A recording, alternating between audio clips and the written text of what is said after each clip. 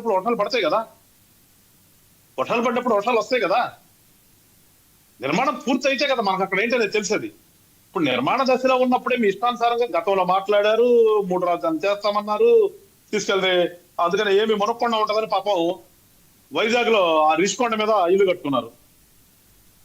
ఇవైతే అంత మునిగిపోద్దాం, అక్కడైతే ఏం మునుక్కుండా ఉంటదేమని. ఇట్లా వీళ్ళు కూడా మాట్లాడితే ఎలాగండి? మాట్లాడేటప్పుడు పద్ధతి ఉండాలి. అందుకే చెప్పింది అందరం పెద్ద మేధావులమే, కానీ మాట్లాడే దాంట్లో ఆ మేధావుతనం ఎడిపోతుందో అనేది ఒకసారి అందరూ కూడా ఆలోచన చేయాలి. ఎవరు తెలియదు. ఇంకోటి చెప్పడం మీకు వర్మ గారు, ఒక చిన్న సింపుల్ ఒక విషయం. జగన్మోహన్ రెడ్డి గారు ఇల్లు కట్టుకున్నారు కదా తాడేపల్లిలో, అప్పుడు కూడా అన్నాడు ఎలక్షన్స్ ముందు, నేను ఇల్లు కట్టుకున్నాను, ఎక్కడే ఉంటున్నాను, వీళ్ళు ఎవరు ఇల్లు కట్టుకోలేదు, వీళ్ళేం మాట్లాడతారు, నా మీద అసత్య ప్రసారాలు చేస్తున్నారు అని చెప్పి అందరూ ఒకరి తర్వాత ఒకళ్ళు మాట్లాడారు కదా. అది అందరూ గుర్తుండదు. శ్రీనివాసరెడ్డి అన్న దగ్గర నుంచి మీకు అందరూ గుర్తుంది. అసలు ఆ ఇల్లు కట్టినటువంటి ప్లేస్ ఏదైతే తాడేపల్లి ఉందో, ఆ తాడేపల్లికి డ్రైనేజ్ సిస్టమ్ లో తెలుసు ఈయనకి, ఈయన ఇంటికి డ్రైనేజ్ సిస్టమ్ లో తెలుసా ఆయనకి? ఒకసారి శ్రీనివాసరెడ్డి అన్న ఒకసారి చెక్ చేసుకొచ్చుకోమనండి. జగన్మోహన్ రెడ్డి గారు ఒక ప్యాలెస్ కట్టుకున్నాడు, ఆ ప్యాలెస్ ఇంతవరకు డ్రైనేజ్ సిస్టమ్ లేదు. వాళ్ళు వాడే డ్రైనేజ్ ఎట్టిపోతుంది అనేది ఆయన ఒకసారి అడగమనండి, ఎటు వెళ్తాయో. మాట్లాడదండి. అంత మేధావితనం ఉన్నప్పుడు మేధావితనం ఉండాలి. ఒక నిర్మాణాలు జరుగుతున్నప్పుడు కొన్ని ఆటుపోట్లు ఉంటాయి, వాడిని అన్నిటి సరిచేస్తూ వెళ్తేనే కదా ఒకటి ఏర్పడేది. ఎట్లా ఏర్పడుతుంది? ఏదో ఇయ్యాలు కూడా కొంతమంది పోయి కృష్ణానదిని పరిశీలించి గొప్పగా చెప్తున్నారు. మా జగన్మోహన్ రెడ్డి గారు ఆ దగ్గర కట్ట కట్టాడు, గోడ కట్టాడు, ఈ దగ్గర కూడా కడతారన్నాడు, కానీ మీరు ఓడగొట్టారు కాబట్టి ఈ దగ్గర లేదు. అదండి ఏంటి జగన్మోహన్ రెడ్డి గారి ఇల్లు నిబంధనలకు విరుద్ధంగా ఉందా? చూస్తే అన్ని వస్తాయి. చూస్తే కాదు, ఒకసారి చెక్ చేయమంటుంది. అందుకనే ఒకసారి చెక్ చేయమంటుంది. అందుకనే సార్ ఉన్నాయో లేవో అలా చెప్పాలి. మేధావితనం బయట పెట్టుకోవాలి. అన్ని వాస్తవాలు మాట్లాడాలి కదా. మేము వాస్తవాలే కదా మాట్లాడేది, ఎప్పుడు కూడా అన్ని చెప్తారు కదా వీళ్ళంతా. ఇప్పుడు శ్రీనివాసరెడ్డి అన్న కూడా అదే అంటున్నాడు కదా, ఏముంది ముంపు, నేను కూడా ఒప్పుకుంటా. నిర్మాణం జరుగుతుంది, నిర్మాణం జరిగేటప్పుడు మీరు ఇష్టపడినట్టు తనిఖీ మాట్లాడతారు. ఆ విఘ్నత మీ వాళ్ళకు ఉండాలి కదా.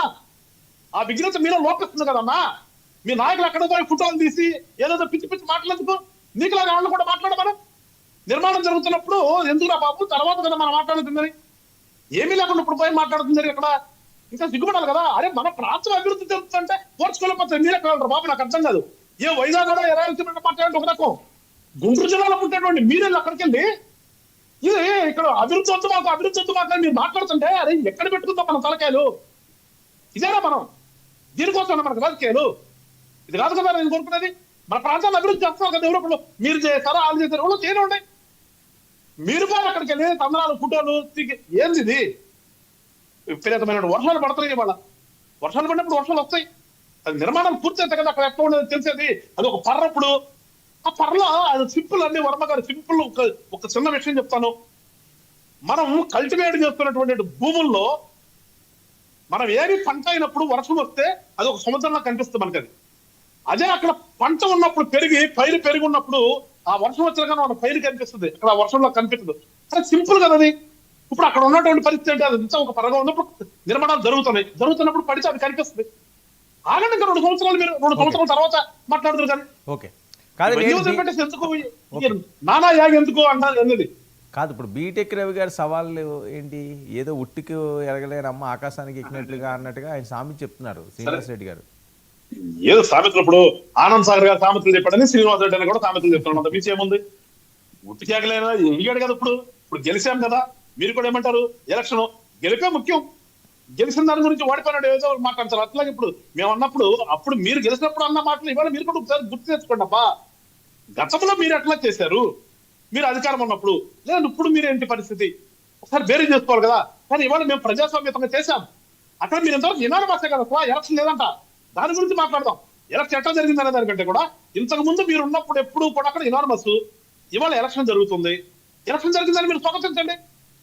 అక్కడ వాళ్ళు అన్నిచ్చారా లేదా అనేది అక్కడ ఎలక్షన్ కమిషన్ ఉంది కదా, ఎలక్షన్ కమిషన్ చూస్తుంది కదా. ఇవన్నీ వదిలిపెట్టేసేసి మనం గెలిస్తేనేమో స్వచ్ఛంగా గెలిచామో ప్రజాస్వామ్యంగా, మనం వాడిపోతేనేమో అవతల మన మీద దాడి చేశాడు. ఇదే మాట మీరు పులివెందులు గతంలో ఇదే పులివెందులే. ఇది ఇక్కడ కుప్పలు ఏం చేస్తారు సార్? మీరు అధికారం ఉన్నందుకు కుప్పలు ఏం చేశారు? లేదంటే అన్ని చోట్ల ఎక్కడెందుకు మన జిల్లా శ్రీనివాసరెడ్డి గారు ఉన్నారు కదా. ఇప్పుడు మా జిల్లాకు సంబంధించిన వ్యక్తే వైఎస్ఆర్ పార్టీ తరఫున ఉన్నాడు. అలా మన జిల్లాలో ఏం చేశారు చెప్పారు? నామినేషన్ ఏమి ఇచ్చారా? నామినేషన్ ఇస్తున్నాయి అక్కడికి వెళ్తుంటే ఎవరిని ఇచ్చారా? వాడిని గేట్ దగ్గర పోలీసులు తాపారు కదా, సించేశారు కదా, ఎవడన్నా ఎట్టించారు దూకొస్తే వాళ్ళు కొట్టుకుంటూ తీసుకెళ్లారు కదా, ఆ వాస్తవం అది ఇదంతా. ఓకే ఏం మాట్లాడతారు మీరు వచ్చే ఉండే వాళ్ళ? రైట్. ఓకే ఓకే బాలకోటి గారు. మీరు చేస్తే ఉంటారు అంటాడు. ఓకే ఓకే ఒక నిమిషం. నేను చేస్తాను దీనికోసం మీరు చేస్తానన్నారు. అట్లా ఉంటే నేను చెప్పే మాటలు. ఓకే బాలకోటి గారు. ఇవాళ ఆయన ఏమంటాడు, మీరు పదే పదే పదే ఏం మాట్లాడుతున్నారు, మీరు రిగ్గింగ్ చేశారంటారు కాబట్టి వాళ్ళ బీటెక్ రవి గారు బయటకు వచ్చి అన్నాడు, ఎస్ మేము రిగ్గింగ్ చేశారు మీరు గొడవ పెడతారు కాబట్టి మళ్ళీ నేను రిజైన్ చేస్తాను, మీరు కూడా రిజైన్ చేస్తారా అండి అంటే ఎట్లా మీకున్న అలవాటే కదా ఇది, గతంలో కూడా చేస్తున్నారు కదా, ఇప్పుడు కూడా చేయండి మరి. రైట్. ఓకే 11 సీట్లతో నన్ను పెట్టారు, అసెంబ్లీకి రావట్లేదు, వాళ్ళు గొడవ చేస్తారు, మళ్ళీ నన్ను గెలిపిస్తారు వెళ్తా అని చెప్పి రాండి పోతే. ఓకే వెంకటేశ్వర గారు ఒక నిమిషం. బాలకోటి గారు అమరావతిలో అసలు ఈ వాస్తవాలు ఏంటి చెప్పండి. వర్మ గారు నమస్తే. మీకు గాది వెంకటేశ్వర గారికి, అలాగే ఆనంద్ సాగర్ గారికి, శ్రీనివాసరెడ్డి గారికి కూడా నమస్కారాలు.